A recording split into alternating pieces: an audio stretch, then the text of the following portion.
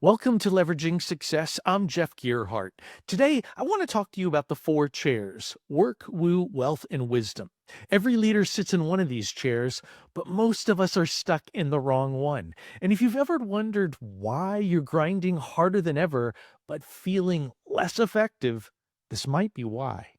I'm going to walk you through each chair, tell you how this concept changed my own leadership, and help you figure out which seat is actually yours. Let's get into it.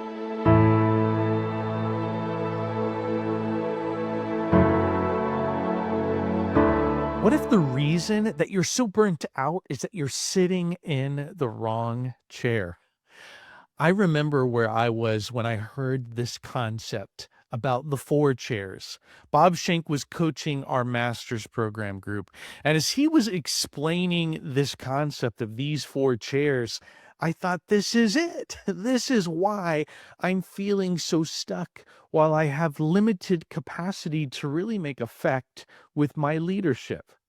Let me tell you the four chairs: work, wealth, woo, and wisdom. All four chairs have their contribution at different times, but work is the one that we all came in with.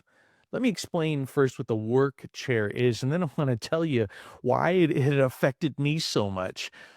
So, the work chair, if we're sitting in it, is the chair where we deliver value. We own a task list, a project, a budget. The buck stops here because you or I are delivering something when we sit in the work chair.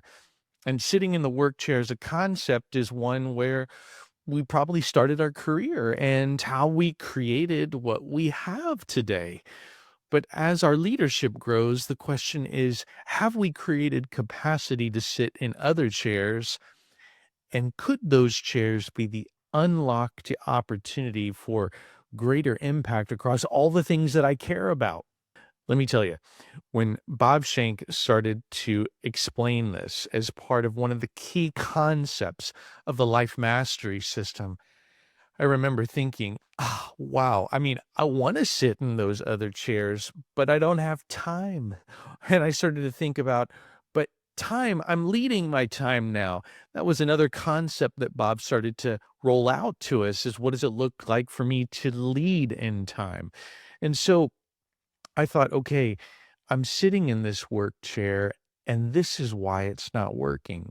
You see, where I was at the time was in a corporate role where everything was on me to turn around this organization. And as I was trying to do all of that turnaround work, well, I was in the work chair, and it was the only chair that I thought I could really deliver in. Now, why does this matter so much? Because I opened with this question: what if the reason that you're frustrated is because you're sitting in the wrong seat? Well, here's what's at stake. You see, we all say things from time to time. It's a very normal thing to say in Western culture. I'm too busy, or I'm busy. How are you doing? I'm busy. How's the business going? I'm busy. And that busy term is this sort of shield slash badge of honor slash I'm buried slash I'm doing so much and I'm waiting for vacation to show up. Well, all of that busyness is part of the work chair, but it's an overoccupation of delivery, and deciding that my greatest contribution as a leader is with my hands on the keyboard. But that's something I want to push back for you today, and why it's so important is this. As a leader, your greatest contribution is when your feet are on your desk, not when your hands are on a keyboard. Now, what am I trying to say? Jeff, you don't want me to answer emails. You don't want me to look at my Slack or whatever websites. Hang on, right? What I'm saying to you is that when you're reflecting and when you're offering woo, wealth, and wisdom, you're leveraging things that have greater power with less. That's what leverage is all about. And you see, when you and I sit in the work chair, which in and of itself isn't a bad thing, but if all we do is sit in the work chair, we'll be just big managers, not great leaders.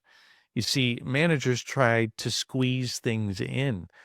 Leaders are they're allocating their not only time, but talent, their networks, their access to capital, their wisdom and experience. And as they have cataloged relationships and an ability to produce capital and wealth or to bring experience and wisdom to bear, they're bringing things that are unique and super powerful.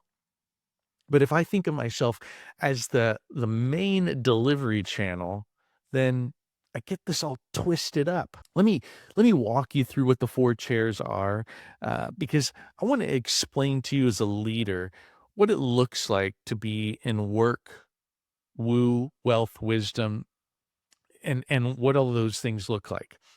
Okay, so work I've already explained, right? We're delivering value, we're producing and sitting in that seat. But the wealth seat is the seat where people sit to be able to bring access to capital. That could be their own capital, could be their banking relationships, their private investment capabilities. But wealth needs to come to the table for anything to grow. It's because anything that we're building together will only scale so much without the access to more equipment, more people, and the ability to grow.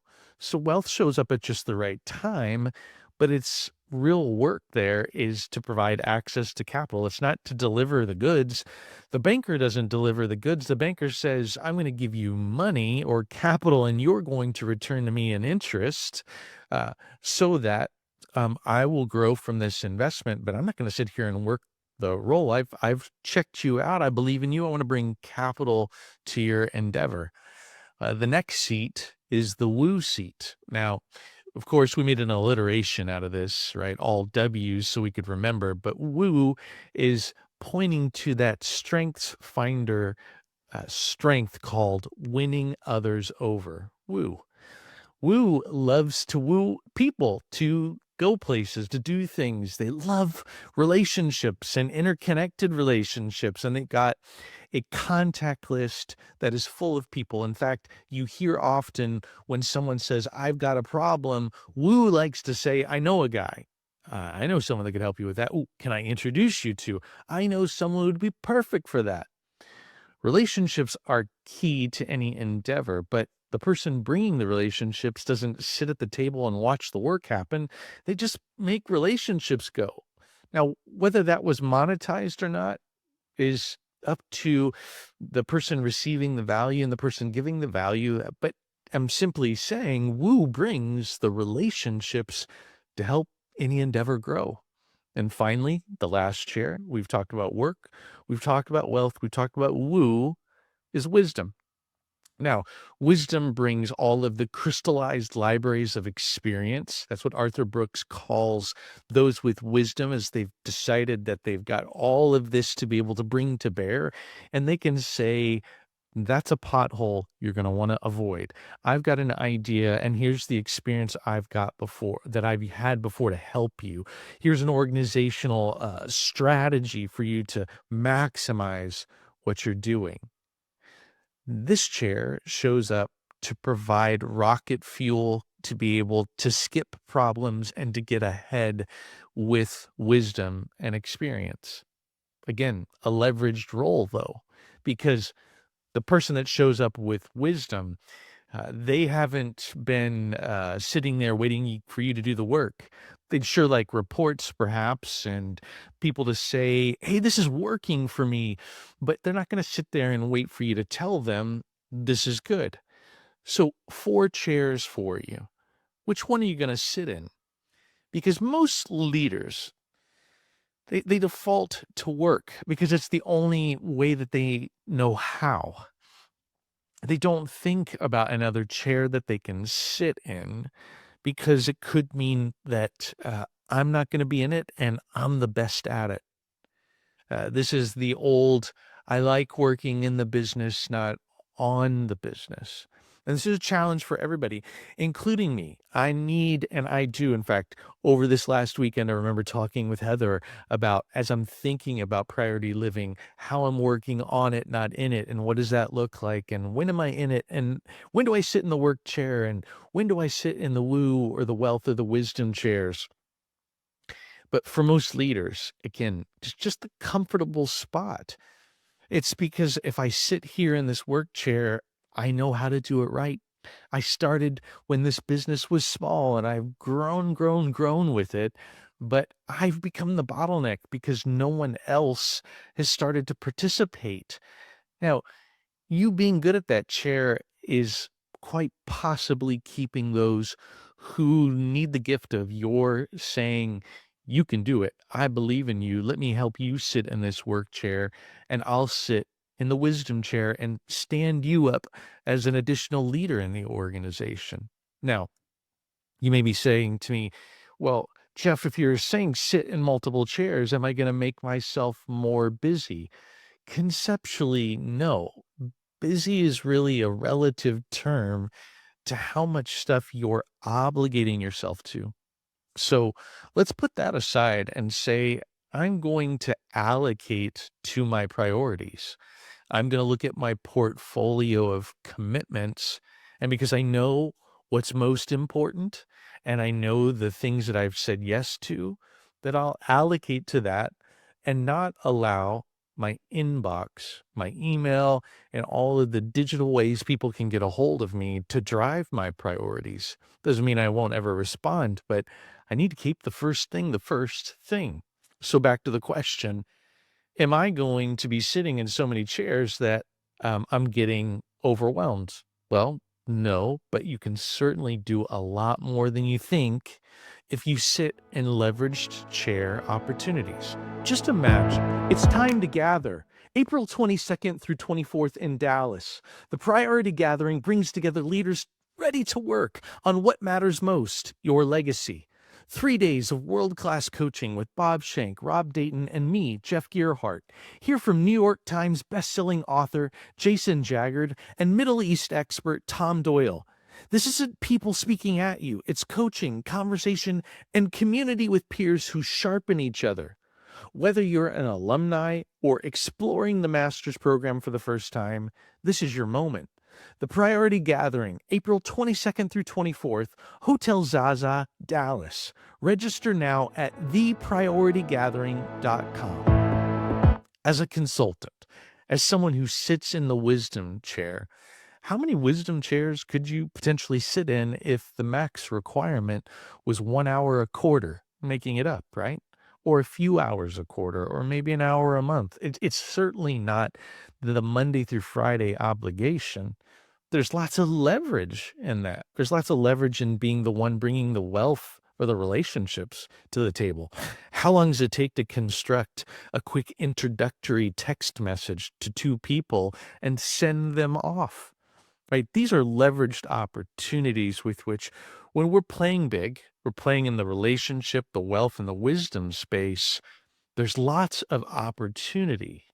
Now, I've been able to coach leaders in the life mastery system since 2017. So a leader who's often stuck in the work chair, they can quickly see it because they're afraid of irrelevance. They think to themselves, well, will I be valued around here? Well, what's going to be fun for you as you continue to expand your leadership is that there'll be more places that you're affecting, and the main place perhaps that you consider the place where you hang your brand is going to be the place where you're going to be able to raise more people up and they're going to value you for enabling them. But the lie that can get to you is that there's nobody better than me at this. And that could be true, but is that really true? Is that so true that it would be worth it for you to not build someone to come behind you? You know, one of the greatest gifts that I have ever received has been the trust that Bob Shank has put into me. to succeed him, with which there's no standing in his shoes or trying to be Bob. He's a completely different person with amazing goat capabilities that I don't intend to try to compete with him. God's made me a different leader than Bob.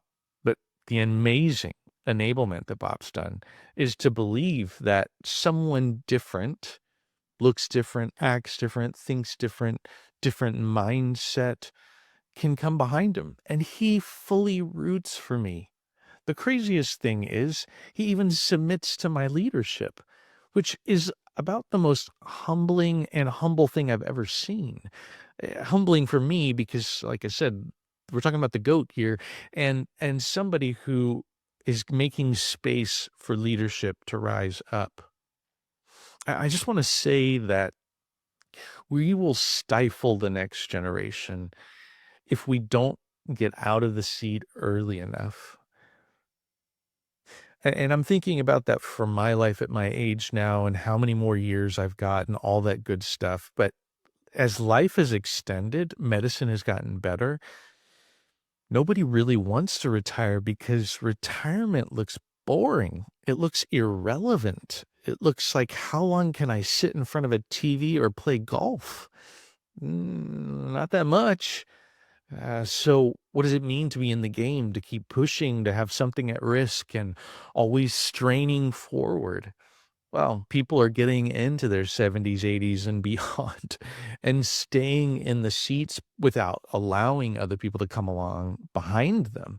And this stifles growth. It stifles opportunity and scale and the scaling of your leadership and my leadership. So we're going to continue in this process of my highest and best value. What is my highest and best value? I continue in that process.